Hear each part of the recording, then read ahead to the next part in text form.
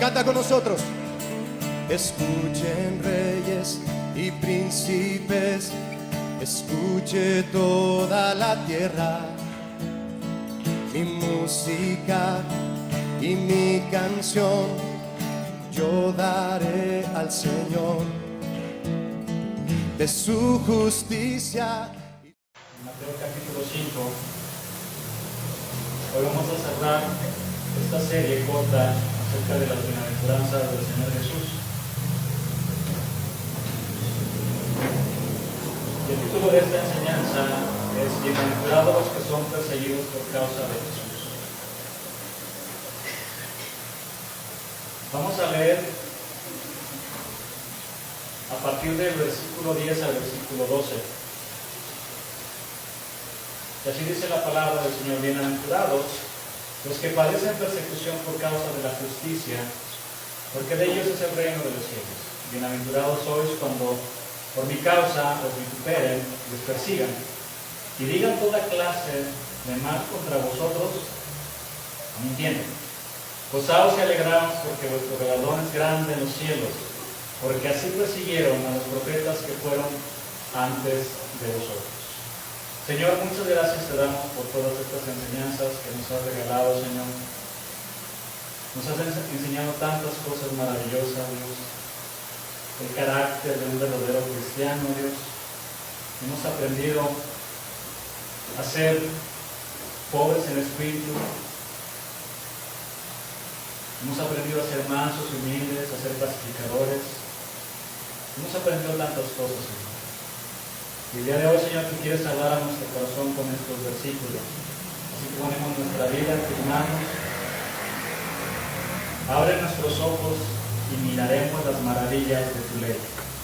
Abre el día de hoy nuestros ojos espirituales para verte a ti, Jesús. Porque bienaventurados los de limpio corazón, porque ellos verán a Dios, dice tu palabra. Así que nos ponemos en tus manos y te pedimos que nos hables en el nombre de Jesús. Amén. Hoy llegamos a la cumbre del monte Sión, a la misma presencia temible y formidable de Jehová, al intenso resplandor de su majestad. Durante estas enseñanzas acerca de las bienaventuranzas, nuestro gran Maestro, Señor y Salvador, nos ha trazado perfectamente el camino para que lleguemos a la cúspide del monte, donde ya nos está esperando con los brazos abiertos. Pero ¿quiénes son los que pueden entrar a la misma presencia de Dios? Esta misma pregunta ardía e inquietaba el corazón del salmista David. Por eso en el Salmo 15 y en el Salmo 24, David en su intimidad, en su relación con el Señor, él abre su corazón y le pregunta a Dios: Señor, ¿quién puede adorar en tu santuario? ¿Quién puede entrar a tu presencia en tu monte santo? ¿Quién puede subir al monte del Señor? ¿Quién puede estar en su lugar santo? David, ¿de verdad quieres saber quiénes son los verdaderos adoradores? ¿Los que pueden subir a mi presencia? Bien, te daré una descripción del corazón de aquellos que me adoran en espíritu y verdad. Los que llevan una vida intachable y hacen lo correcto. Los que dicen la verdad con corazón sincero, los que no se prestan al chisme ni le hacen daño a su vecino, ni hablan mal de sus amigos, los que desprecian a los pecadores descarados y honran a quienes siguen fielmente al Señor y mantienen su palabra aunque salgan perjudicados, los que prestan dinero sin cobrar intereses y no aceptan sobornos para mentir acerca de un inocente. Esa gente permanecerá firme para siempre. Solo los de manos limpias y corazón puro, que no rinden culto a ídolos y nunca dicen mentiras. Espera, David, aún no he terminado. ¿Recuerdas ese Salmo 22 que salió de mi corazón para llevarlo a tu corazón? Bueno, ese Salmo apunta a mi Hijo amado, quien fue crucificado en el monte Calvario por los pecados de todo el mundo. Ven conmigo, David, quiero mostrarte algo más. En un monte, pero antes de ir a la cruz, mi hijo también describió las características de un verdadero adorador, de aquellos que pueden subir a la presencia de Dios. Escucha lo que dice mi hijo: los que reconocen su gran necesidad todos los días del Señor, aquellos que lloran cuando pecan, los mansos y humildes de corazón, los que tienen hambre y sed de santidad, los que desean ser santos como yo, los samaritanos que tienen misericordia de su prójimo, los que tienen un corazón limpio, únicamente consagrado y dedicado para mí, los que promueven la paz en medio de las tormentas y no se defienden cuando son agredidos, los que son perseguidos por mi causa. David, escucha atentamente.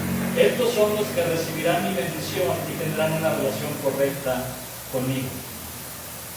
Bienaventurados los que padecen persecución por causa de la justicia, porque de ellos es el reino de los cielos. Bienaventurados sois cuando por mi causa os vituperen y os persigan y digan toda clase de mal contra vosotros mintiendo. Gozaos y alegraos, porque vuestro galardón es grande en los cielos, porque así persiguieron a los profetas que fueron antes de vosotros. Porque así persiguieron a los profetas. Vamos a meternos ya de lleno a la enseñanza. ¿Quiénes eran los profetas? Los profetas eran hombres llamados por Dios, llenos de su espíritu, y su tarea principal era transmitir la palabra de Dios, la palabra del Señor, a las personas que se apartaban de Él. ¿Hablaban de parte de quién? De Dios. El día de hoy, en cierto sentido, un profeta es alguien quien toma las palabras escritas y las transmite al pueblo. Los profetas fueron personajes muy importantes durante la historia del pueblo de Dios.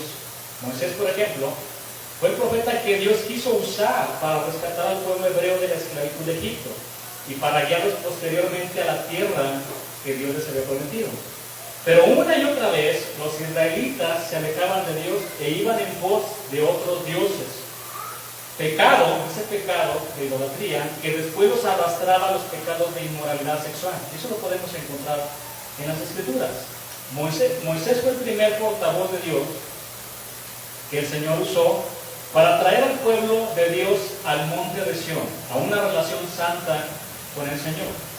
En los libros de historia del Antiguo Testamento, como Josué, Jueces, primer libro y segundo libro de Samuel, primer libro y segundo libro de Reyes, primero y segundo libro de Crónicas, Esdras, Nehemías, y en algunos profetas tales como Débora, Samuel, Natán, Elías, Eliseo, Hulda, y otros se levantaron para hablar la palabra de Dios a un pueblo que era rebelde. Aquí es importante mencionar que la adoración religiosa de Israel estaba organizada alrededor de la labor de los sacerdotes, primero en el tabernáculo y luego en el templo. La descripción del trabajo diario de los sacerdotes radicaba en sacrificar, descuartizar y asar los animales del sacrificio que traían las personas que les ofrecían. Sin embargo, la tarea de un sacerdote iba más allá del duro trabajo físico de encargarse de miles de sacrificios de animales. Un sacerdote también era responsable de ser un guía espiritual y moral para el pueblo. Aunque con frecuencia el sacerdote era visto como el mediador entre el pueblo y Dios en los sacrificios en el templo, su tarea más grande era enseñarle al pueblo la ley de Jehová. Desafortunadamente, en la historia de Israel era común que los mismos sacerdotes se volvieran corruptos y se alejaran de Dios, llevando al pueblo a la idolatría. Entonces Dios levantaba profetas, se levantaban cuando los sacerdotes fallaban en su tarea de gobernar el país con justicia. En cierta forma, Dios llamó a los profetas y habló por medio de ellos, usándolos para denunciar el pecado cuando toda la nación israelita estaba al borde del precipicio. Una de las desgracias más impactantes del pueblo de Israel fue que abandonaron a Dios y lo cambiaron por otros dioses, por dioses paganos. Hoy está pasando lo mismo. El hombre se va en pos de otros dioses. Han puesto en primer lugar otras cosas, personas, pecados, en el lugar que únicamente le corresponde a nuestro Salvador. El pueblo de Dios, que había sido llamado a ser santo, cayó tan bajo en su pecado de idolatría que llegaron a matar a sus hijos en adoración a Moloch, a ese dios pagano. Los niños lo ponían en esa estatua de acero, la calentaban en esa estatua con los brazos abiertos y los ponían ahí. ¿Se pueden imaginar los gritos de los niños? Era lo que hacían. mataban a sus hijos en adoración a Moloch. Y hacían todo tipo de prostitución en rituales, por eso dice en los lugares altos, en los montes y debajo de todo árbol frondoso. Miren, hermanos, cegados por su pecado, viviendo en tinieblas, no se daban cuenta que estaban al borde del precipicio y que si daban un paso más caerían a lo más profundo del abismo. Pero Dios en su misericordia levantaba profetas quienes eran las últimas voces en la tierra llamando a las personas a que regresaran a Dios. Pero por causa de exhortar y reprender al pueblo para que corrigieran sus caminos, los profetas sufrieron y fueron perseguidos por causa de hablar la palabra del Señor. Por increíble que sean, los hombres de Dios que transmitían la palabra y que buscaban un bien para todo el pueblo, fueron perseguidos, vituperados y hablaron toda clase de mal en su contra. El Señor Jesucristo, en el Evangelio de Mateo, capítulo 23, versículo 35, trae a la memoria la muerte de un profeta llamado Zacarías, quien fue asesinado entre el templo y el altar. La muerte de este fiel profeta la encontramos en el segundo libro de Crónicas, capítulo 24. Vaya conmigo a este capítulo 24, versículo 21, primer libro de Crónicas.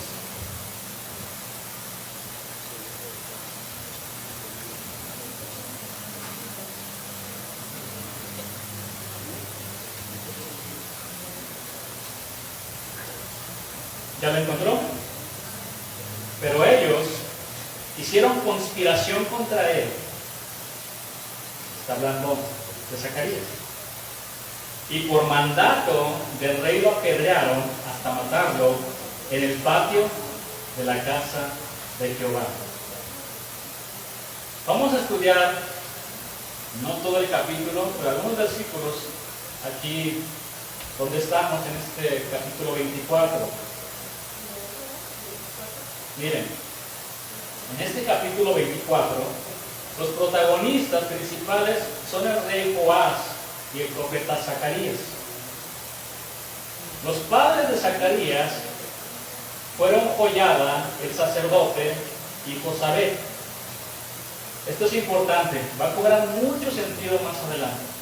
Josabet rescató a Joás a la edad de 1 año para que no fuera asesinado por su abuela Atalía, quien usurpó el trono y mató a toda la descendencia real de la casa de Judá, a excepción de Joás. Las escrituras dicen que esta familia, los padres de Zacarías, escondieron 6 años a este Joás en su casa, en la casa de Dios, mejor dicho. Esto nos ayuda a entender que Joás conocía bien a Zacarías. Vivieron algunos años juntos en la casa de Dios, sirviendo al Señor, sobre todo en el tiempo que el rey Joás hizo lo recto ante Dios, instruido por el sacerdote Joiada, padre de Zacarías. De esta manera podemos deducir que Zacarías fue como un hermano mayor de Joás. Además de eso, el padre de Zacarías lo había ungido como rey en Jerusalén. Ahora bien, durante su reinado, Joás restauró la casa del Señor, porque la malvada Atalía, que por cierto era su abuela, y sus hijos habían destruido la casa de Dios. Y esto lo vamos a ver, porque el rey Joás empezó bien, pero vamos a ver cómo terminó. Las escrituras dicen que este rey, Joás, reunió a los sacerdotes y a los levitas para que fueran por todos los lugares de Judá a pedir ayuda económica, y con esta ayuda lo que ellos iban a hacer era pagarle a varios trabajadores que se dedicaron a restaurar la casa del Señor. Pero léanlo conmigo en estos versículos, en el segundo libro de Crónicas, versículo 11 al versículo 13. Bueno, llegaremos hasta el 14.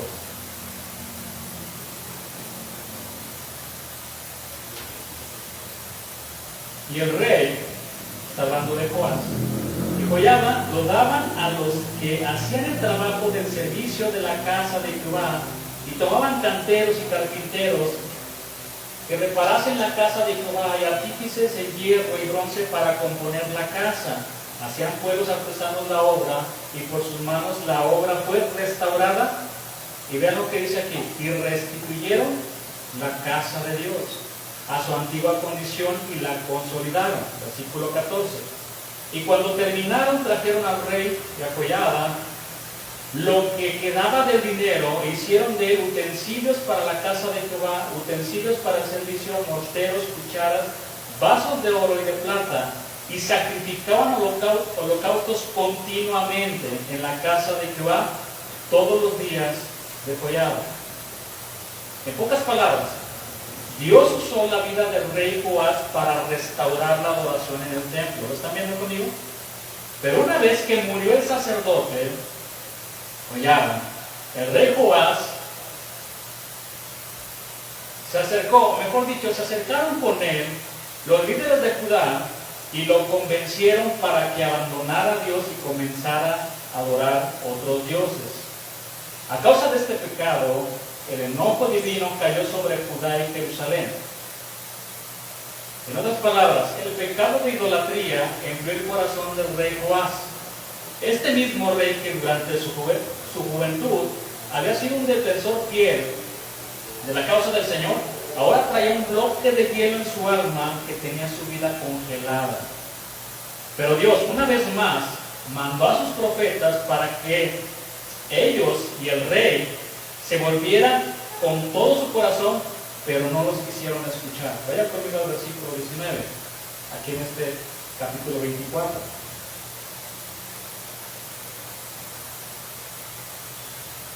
Y les envió profetas para que los volviesen a Jehová, los cuales les amonestaron, mas ellos no los escucharon. El pueblo y el rey Joás estaban al borde del precipicio, cegados por su pecado, y Dios en su misericordia, ahora manda a Zacarías a confrontarlos con su pecado, como lo vamos a ver en el versículo 20.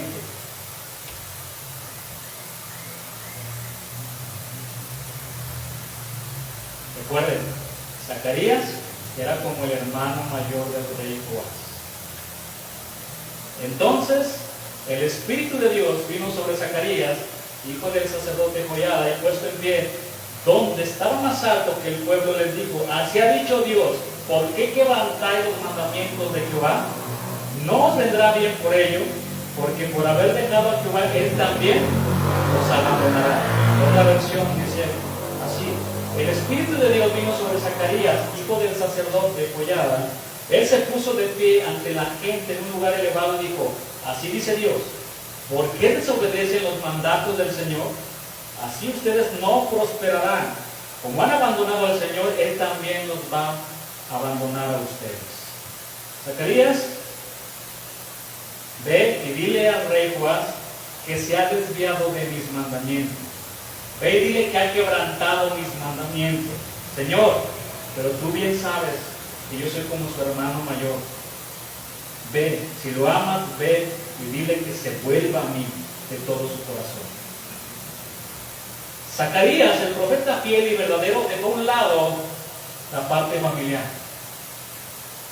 Dejó a un lado la parte familiar. Y delante de todos los presentes pronunció las siguientes palabras: así ha dicho Dios, ¿por qué quebrantáis los mandamientos de Jehová? No os vendrá bien por ello, porque por haber dejado a Jehová, él también nos abandonará.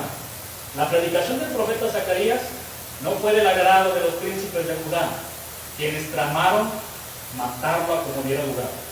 Ahora lea conmigo versículo 21 y versículo 22.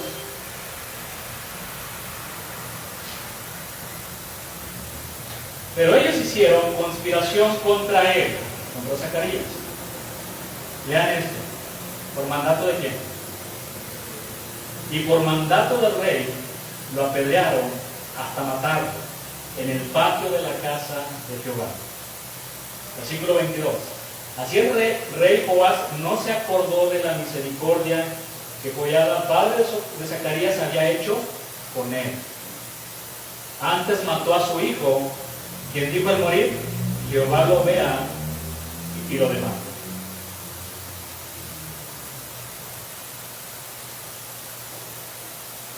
El profeta fiel fue llevado al templo, donde los confrontó, y le pidieron al rey Joás que acabara con ese fanático, con ese extremista, que predicó en contra de la libertad de culto, porque ellos querían adorar todo tipo de dioses. Por el mandato del rey mataron a Zacarías. A Joás se le olvidó que los padres de Zacarías, todo lo que habían hecho por él. La mamá lo había salvado de la muerte y el papá lo había ungido como rey. Y lo tuvieron 6 años en su casa. Y aquí solamente reflexionemos en algo. Qué rápido y qué fácil se nos olvida el bien que nos han hecho otras personas que Dios ha puesto en nuestro camino. A veces se nos olvida muy rápido todo eso. Y en el ejemplo, ¿no?, que alguna vez escuchaba, todos somos imperfectos y fallamos. Todos. Pero para ilustrarles el ejemplo de la cartulina, ¿no? Pones una cartulina, llegas y le colocas un punto, vamos a decirle que es la falla y el pecado en tu vida y en mi vida, y todos ven el punto negro que está en la cartulina, pero no ven todo lo demás que está blanco. Así es el hombre, hermanos, así es el hombre. Se nos olvida. Y eso lo podemos ver nosotros con Dios también, ¿no? Y a lo largo de la palabra del Señor, podemos ver al pueblo de Dios haciendo lo mismo. Se les olvidó toda la bondad que Dios manifestaba. Pero miren, Zacarías, antes de morir, dijo estas palabras: Jehová lo vea y lo demande. Otra versión dice que el Señor vea esto y haga justicia. Las últimas palabras de Zacarías nos muestran un corazón limpio de amargura, de venganza y de resentimiento. La tradición hebrea dice que Joás cometió 7 pecados al matar a Zacarías. Mataron a un sacerdote, mataron a un profeta, mataron a un juez, derramaron sangre inocente, contaminaron el atrio del templo, profanaron el sábado y profanaron el día de la expiación. La palabra de Dios dice que lo que sembramos, ¿qué dice? Cosechamos, es una ley. ¿Quieres saber cómo terminó la vida del rey Joás? Vamos ahora al segundo libro de Reyes, capítulo 12, versículo 20.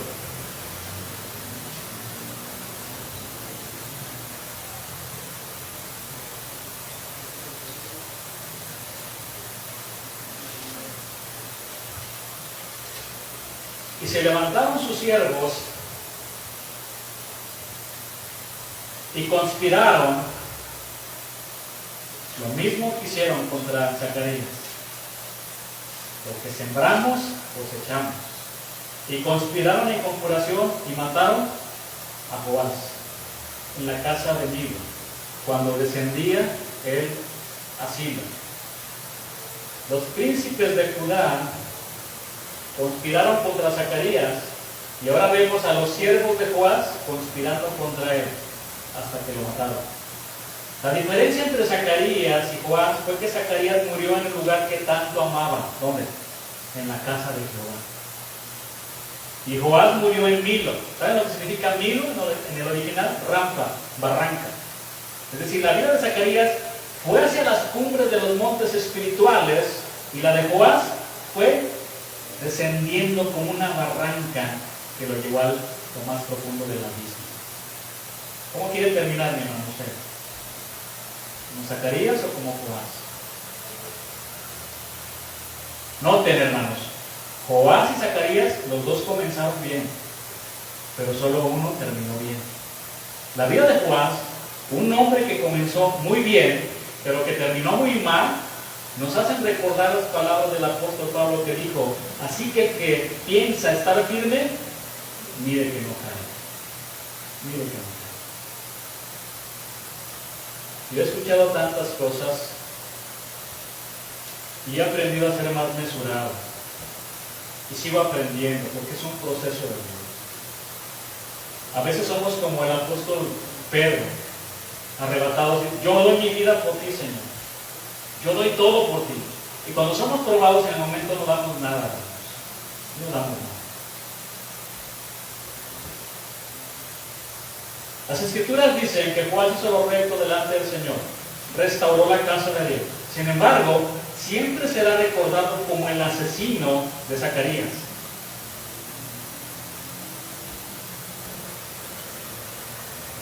De Zacarías. De hecho, fue así como el Señor lo presentó en su fuerte exhortación hacia los escribas y fariseos. Ahora sí vamos a leer Mateo 23, 34 y versículo 35. Así lo presentó el Señor Jesús.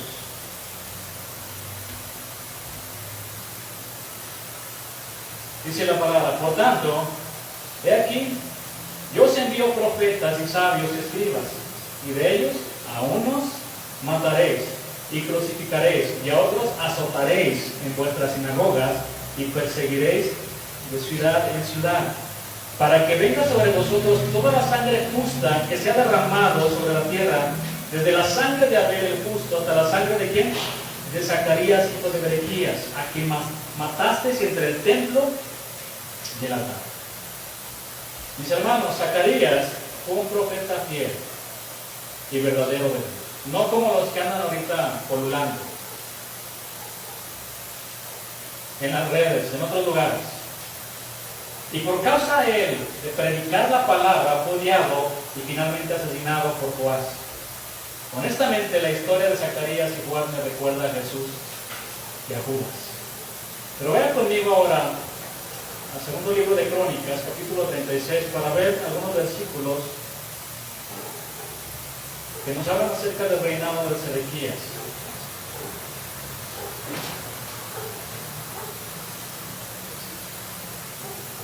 Versículo 11, por favor.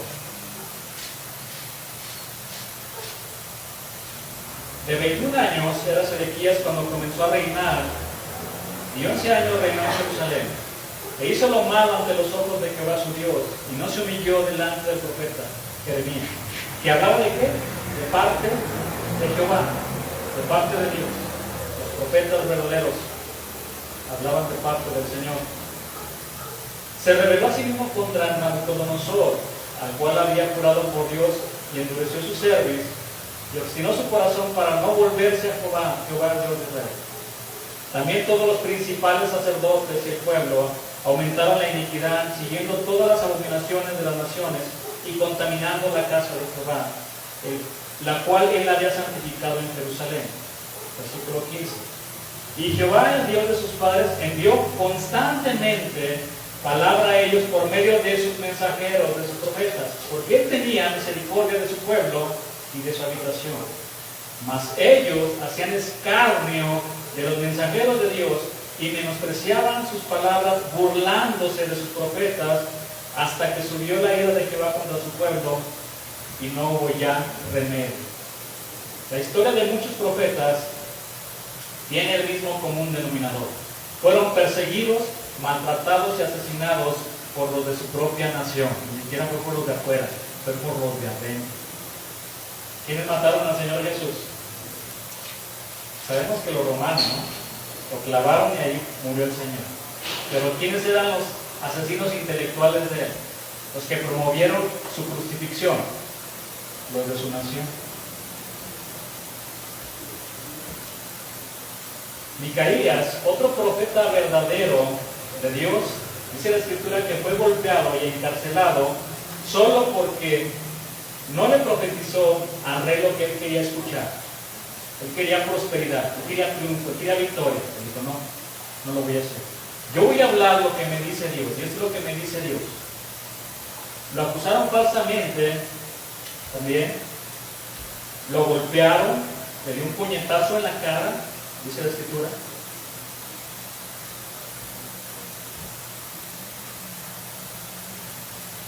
Jeremías fue puesto en un pozo, lo acusaron también.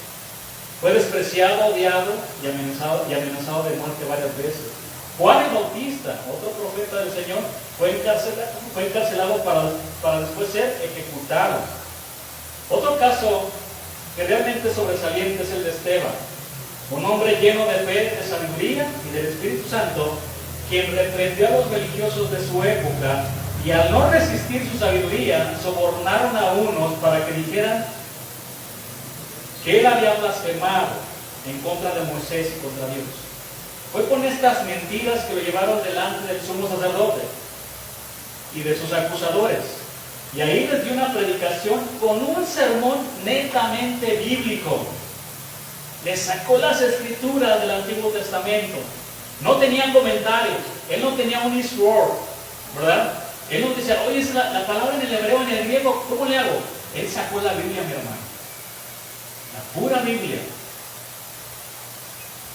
Les predicó de la promesa del pacto de Abraham, de la fidelidad de Dios a través de José, de la historia de Israel desde el tiempo de Moisés, que fue rechazado varias veces. Y de una manera magistral, Esteban cierra y aplica esta ceremonia a sus oyentes con las siguientes palabras: duros de cerviz e incircuncisos de corazón y de oídos, vosotros resistís siempre al Espíritu Santo como vuestros padres, así también vosotros. ¿A cuántos profetas no persiguieron vuestros padres y mataron a los que anunciaron de antemano la venida del justo, de quien vosotros ahora habéis sido entregadores y matadores? Vosotros que recibisteis la ley por disposición de ángeles y no la guardasteis. Conocemos la historia. Los líderes no soportaron las palabras de Esteban, que confrontaron sus vidas religiosas y terminaron con su vida. Sin embargo, al igual que el profeta Zacarías, él partió a la presencia del Señor con un corazón libre de venganza, puro, limpio, de venganza, de resentimiento, de amargura, diciendo las siguientes palabras: Señor, no les tomes en cuenta este pecado. La carta a los Hebreos dice que muchos siervos del Señor fueron atormentados, otros experimentaron vituperios y azotes, y además de estos, prisiones y cárceles. Fueron apedreados, aserrados, es decir, algunos de ellos los metieron dentro de un tronco hueco y los aserraron. Eso significa. Puestos a prueba, muertos a filo de espada, anduvieron de acá para allá cubiertos de pieles de ovejas y de cabras, pobres, angustiados, maltratados. Todos estos hombres de Dios fueron perseguidos por causa de transmitir fielmente la palabra del Señor. El Señor Jesucristo dijo en Mateo 23:37, Jerusalén, Jerusalén, que matas a los profetas y apedreas a los que te son enviados. ¿Cuántas veces quise juntar a tus hijos como la gallina junta a sus polluelos debajo de las alas y no quisiste? Ese es el problema, ¿verdad? El ser humano no quiere a Dios, quiere una religión, quiere vivir como Él quiere, como le da su gana. Y el Señor dice, no vivas así, no vivas más en pecado, te vas a ir al infierno, ven a mí, ven a mí. Este llanto sincero del Señor revela que Él amaba a los escribas y a los fariseos, que lo rechazaban una y otra vez. Su corazón estaba quebrantado porque el pecado nos estaba arrastrando al infierno. Este clamor de Jesús, mis hermanos, es por toda la humanidad. Él no quiere que nadie se pierda, sino que todos procedan al arrepentimiento. Por eso Dios, en su gran amor, levantaba profetas quienes los exhortaban para que dejaran su vida de pecado, pero ellos ¿qué hacían? Los mataban. En Marcos 12, Evangelio de Marcos 12, del versículo 1 al 12, tenemos una parábola acerca de los labradores malvados. El Señor Jesucristo contó esta parábola para explicar cómo el pueblo de Israel había sido infiel a Dios a lo largo de toda su historia, y que como consecuencia de su pecado iba a ser juzgado muy pronto. En el pasaje anterior, los líderes religiosos habían intentado desacreditar a Jesús ante el pueblo, cuestionando su autoridad. Sin embargo, finalmente fueron ellos mismos los que quedaron en entredicho al no saber contestar la pregunta de Jesús acerca del bautismo de Juan. ¿Con qué autoridad haces estas cosas, Jesús? Y aunque en ese momento el Señor no quiso decirles quién les dio la autoridad, ahora les va a contestar por medio de una parábola. Aquí veremos que Él tiene autoridad en virtud de que es el hijo del dueño de la viña, el heredero legítimo, el hijo amado que el Padre envió. Para entender la parábola, necesitamos entender algunos elementos que la conforman y qué o a quiénes representa. Número 1, el hombre que plantó la viña es Dios mismo. Número 2, la viña es el pueblo de Israel. 3, los labradores representan a los gobernantes de Israel. 4, los siervos a los que el propietario enviaba representan a los profetas. Y número 5, el Hijo es Jesús mismo. Con eso nos va a cobrar mucho sentido ahora que la leamos rápidamente.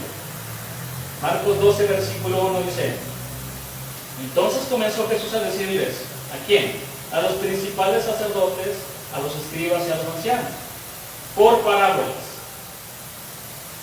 Un hombre plantó una viña, la cercó de vallado, cavó en un lagar, edificó una torre y la arrendó a unos labradores y se fue lejos. Y a su tiempo envió un siervo a los labradores para que recibiesen de estos del fruto de la viña. Mas ellos, tomándole, le golpearon y le enviaron con las manos vacías. Y volvió a enviarles otro profeta, pero apedreándole le hirieron en la cabeza y también enviaron afrentado. Volvió a enviar a otro profeta, y a este mataron, y a otros muchos, golpeando a unos y matando a otros. Por último, teniendo un hijo suyo amado, ¿quién es? El Señor Jesús. Lo envió también a ellos diciendo, tendrán respeto a mi hijo. Mas aquellos labradores dijeron entre sí, este es el heredero, venid, matémosle y la heredad será nuestra. Y tomándole le mataron y le echaron fuera de la viña. Y procuraban prenderle, ya en el versículo 12, porque sabían que el Señor estaba hablándoles a ellos. Versículo 12, y procuraban prenderle porque entendían que decía contra ellos aquella parábola, pero temían a la multitud y dejándole, se fueron. Ni siquiera el Señor Jesús, el hombre más bueno, más maravilloso, se salvó de una generación maligna y perversa, que lo trató como al peor de los criminales. Mis hermanos, estamos muy cerca del monte de Sión. Solo nos falta un pasito para llegar, pero creo que este pasito va a ser el más difícil. ¿Está preparado para subir al monte de Jehová? ¿Está preparado? ¿Está listo? Porque aquellos que quieran subir deben de estar dispuestos a ser perseguidos, a ser vituperados y calumniados, y con todo lo que esto implica, llegar con un corazón limpio, libre de amargura, de resentimiento. ¿Está listo? Creo que este va a estar difícil. Bienaventurados los que padecen persecución por causa de la justicia, porque de ellos es el reino de los cielos. Bienaventurados sois cuando por mi causa os vituperen y os persigan, y digan toda clase de mal contra vosotros mintiendo. Gozaos y alegraos, porque vuestro galardón es grande en los cielos, porque así persiguieron a los profetas que fueron antes de vosotros. Pedro fue uno de los 12 discípulos que escuchó las bienaventuranzas del Señor, que taladraron su corazón. Por eso le escribió en una de sus cartas lo siguiente, vaya conmigo a la primera carta de Pedro, capítulo 3, versículo 14.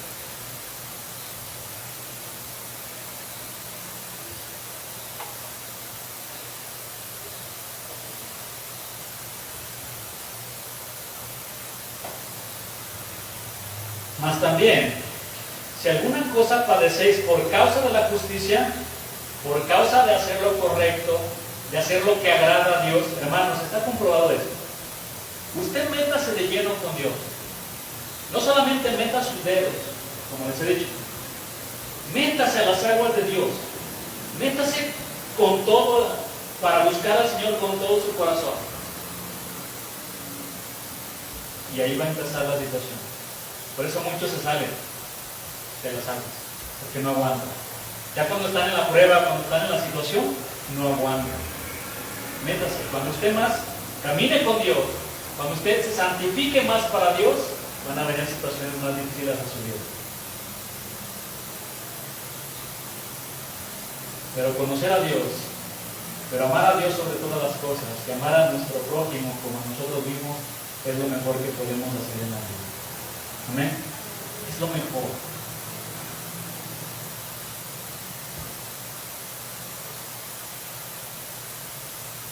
Mas también si alguna cosa padecéis por causa de la justicia, de hacer lo correcto, de lo que agrada a Dios, bienaventurados sois. Usó casi las mismas palabras del Señor Jesús. Son bienaventurados, son bendecidos, son felices. Por tanto, no os amedrentéis por temor de ellos, ni os conturbéis. Así que no se preocupen ni tengan miedo, y santifiquen a Dios el Señor en vuestros corazones. En otras palabras, adoren a Cristo. No se defiendan, no devuelvan maldición por maldición, sino por el contrario, bendigan a los que digan toda clase de mal contra ustedes, hermanos. No se defiendan, no hagan nada. Pero es que me están lastimando constantemente, pastor, con todo lo que están diciendo de mí. No hagan nada, callen.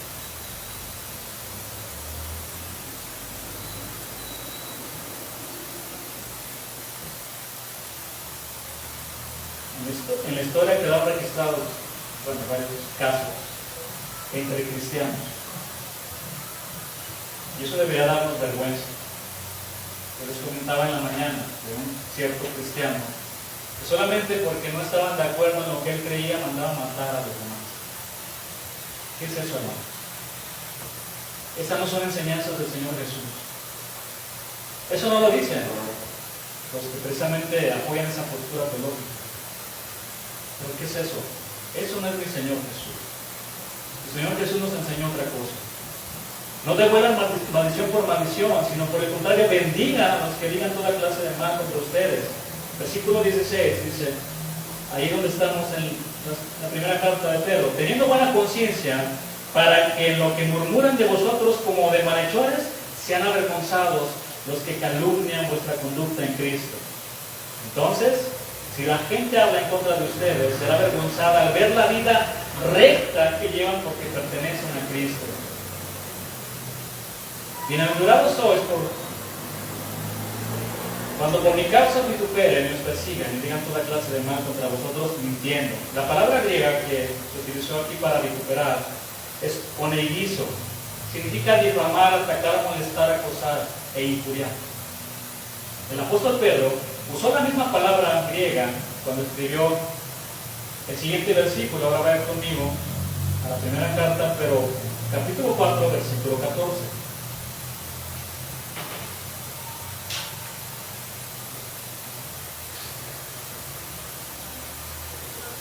¿Ya lo tienen? Primera carta de Pedro.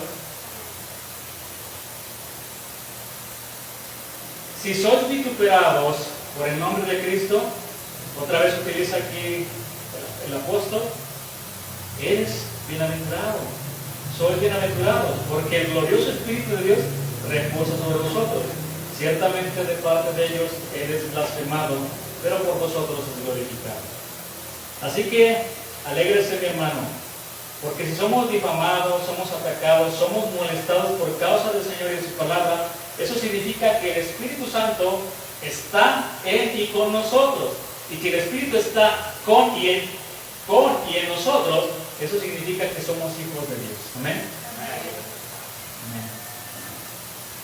Además, sufrir por la causa de Cristo es una bendición y un gran privilegio, porque demuestra que en verdad estamos siguiendo a Jesús y que nos estamos identificando con Él. Pedro consideraba que sufrir por el Señor era un enorme privilegio. Por eso, junto con los apóstoles, después de ser azotados, salían con gozo en sus corazones. ¿Quiere verlo conmigo en el libro de los Hechos de los Apóstoles? Capítulo 5, versículo 42.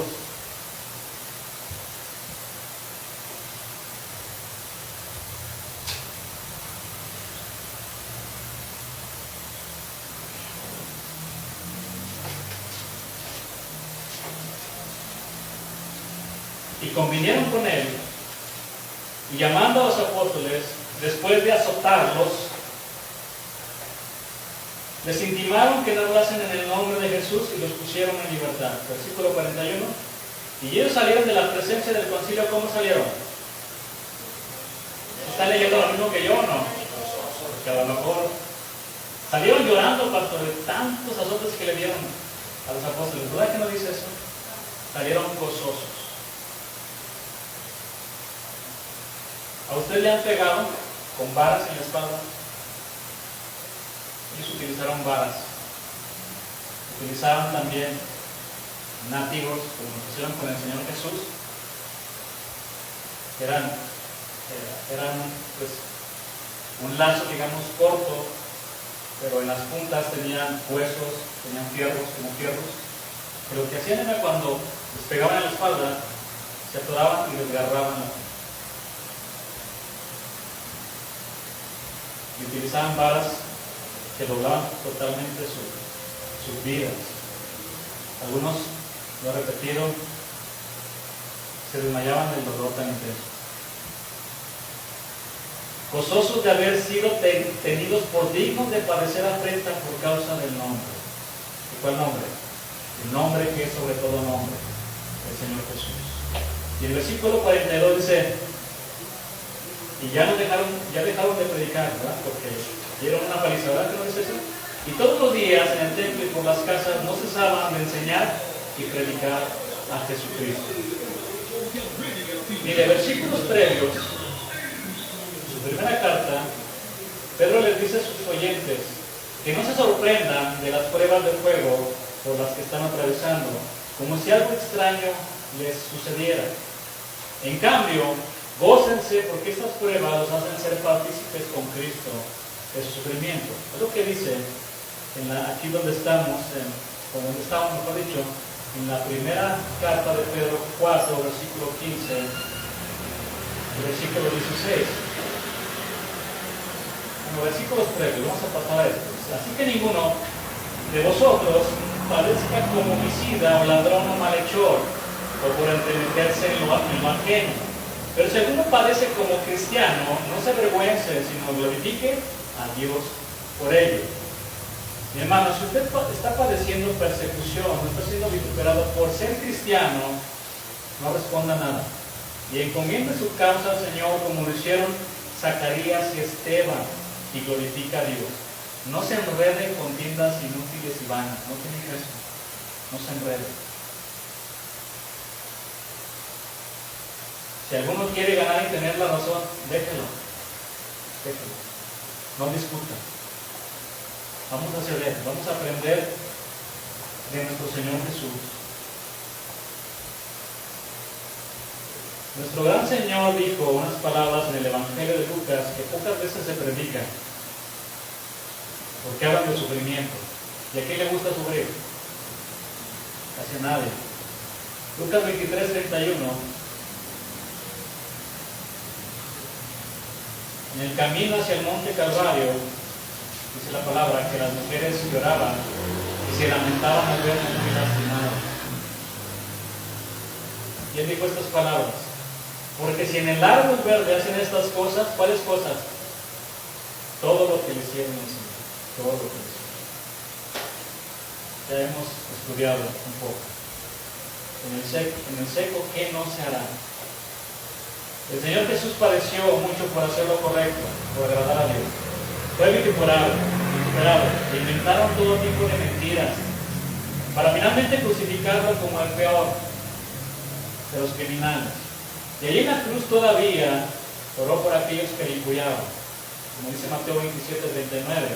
Y los que pasaban le injuriaban, meneando la cabeza, y diciendo: tú, que derribas el templo, y en 3 días lo reedificas, sálvate a ti mismo, si eres el Hijo de Dios.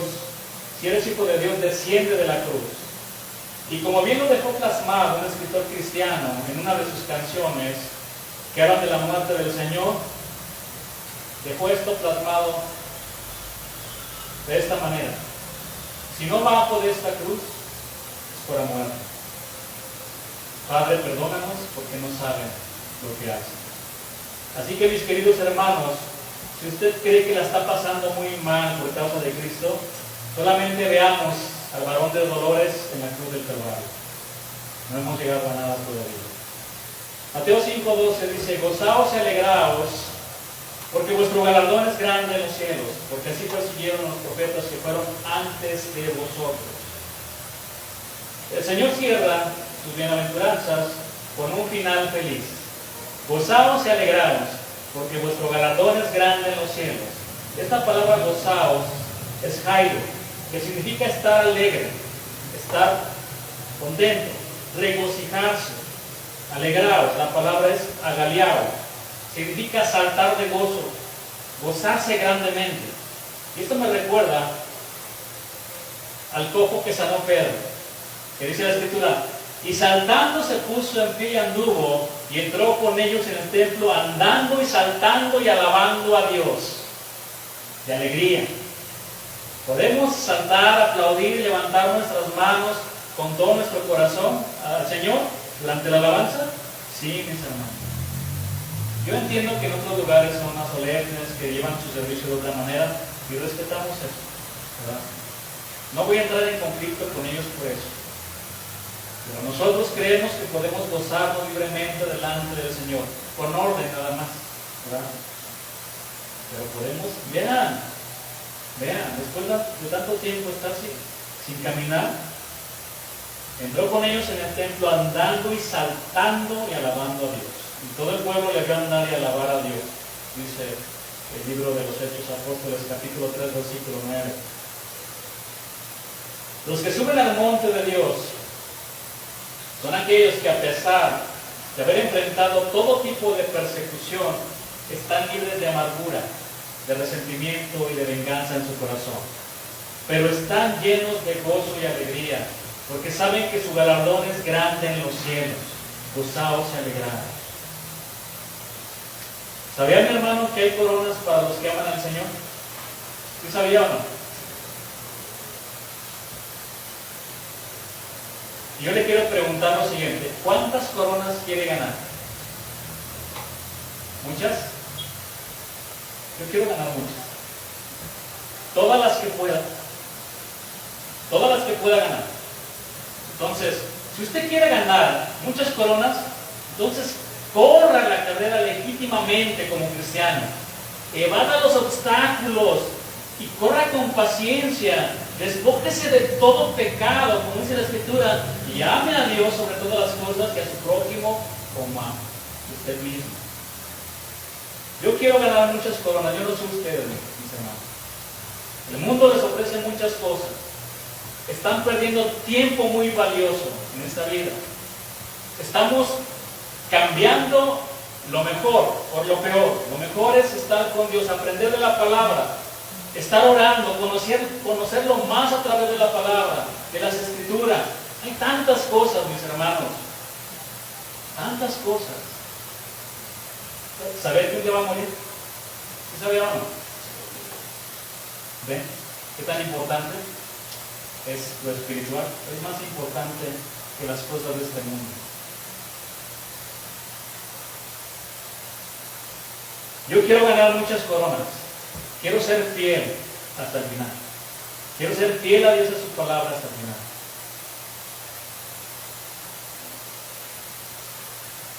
Quiero ganar todas las coronas que sea posible. Porque cuando vea a mi Salvador, yo me quiero postrar ante Él y adorar al que vive por los siglos de los siglos, al que me amó mucho, al que dio su vida por mí. Estaba perdido. ¿Y saben qué quiero hacer con esas coronas? Echarlas delante de Él. Echarlas delante de Él y unirme con esa multitud en los cielos y decir: Señor, digno eres de recibir la gloria y la honra y el poder, porque tú creaste todas las cosas y por tu voluntad existen y fueron creadas.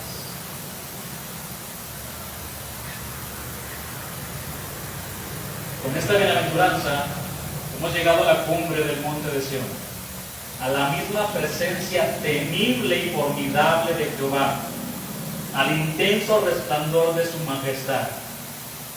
¿Está preparado para su encuentro? Estas bienaventuranzas nos enseñan a: ¿quieres subir? Sí. ¿Quieres adorar? Claro. Pero tienes que subir con un corazón limpio, porque solo los de corazón limpio verán a Dios.